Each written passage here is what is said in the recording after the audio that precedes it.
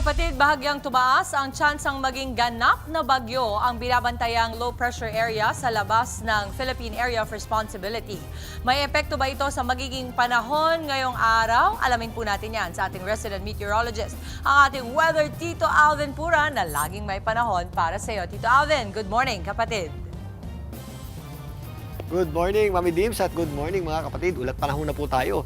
Patuloy nga nating binabantayan ito pong low pressure area sa may West Philippine Sea. Yan po ay bahagyangang tumaas ang tsansa maging ganap na bagyo. Nasa katamtaman na po o medium na po ang tsansa niyan maging isang ganap na bagyo ayon sa Pag-asa. Ito pong low pressure area na ito ay nandito pa naman sa karagatan at nasa labas pa ng ating area of responsibility at huling namata ng Pag-asa sa layong 600 kilometers west o kanlurang bahagi ng Bacnotan, La Union. Yan po ay nakasakay dito sa ating southwest monsoon o dito sa ating habagat na nagpapaulan dito sa ilang bahagi ng Luzon, particularly sa kanlurang bahagi nito. Ito pong ating binabantayang sama ng panahon ay posible pong umakyat at mayroon pong possibility maging bagyo if ever nandito na sa kanto ng ating area of responsibility sa may bandang Taiwan. If ever yan po ay maging bagyo, ito po ay mabibigyan ng local name na Esther at maaaring yan po ang ating unang bagyo ngayong buwan ng Hunyo. Pero sa ngayon, hindi po natin ito inaasahang maglandfall o tumama sa lupa. Yan po ay makikiran lamang dito sa may area ng bandang Taiwan.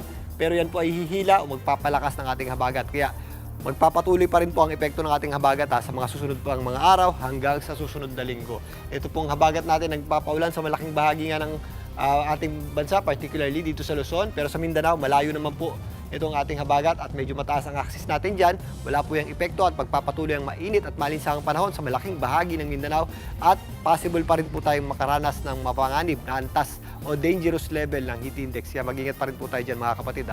Meron din tayong mga posibleng thunderstorms tuwing sumasapit ang hapon at gabi. Ganun din po ang ating aasahang panahon sa malaking bahagi ng Visayas. Nabawasan na po yung ating mga pagulan dito sa Western Visayas pero posible pa rin po yung ating mga pulupulong pagulan o isolated na pagulan at thunderstorms kadalasan nga tuwing hapon at gabi. Mas mataas naman ang ating tsansa ng pagulan dito po sa area ng Palawan. Posible po yung ating mga kalat-kalat na pagulan dyan dahil sa epekto ng ating southwest monsoon o habagat. Ganun din po ang ating aasahang panahon sa natitirang bahagi ng Mimaropa.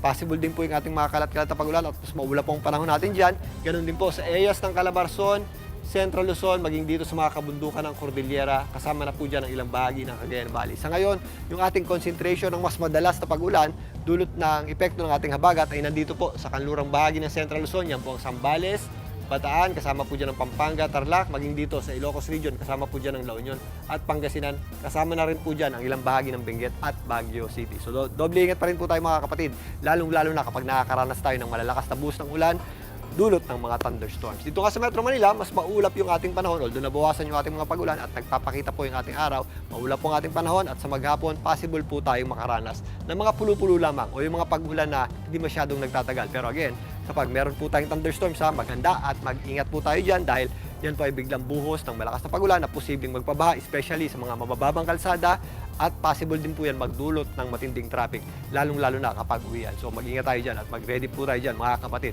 Ugaliin na rin po natin ang pagdadala ng mapayong sa maghapon at sa araw-araw nating paglabas ng bahay.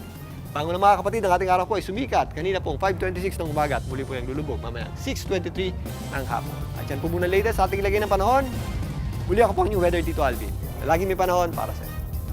Mga kapatid, dito Alvin Pura po na laging may panahon para sa iyo, umaraw man o umulan, dapat laging handa. Kaya para maging updated sa pinaka-latest weather updates, mag-follow at mag-subscribe na sa social media pages ng News 5.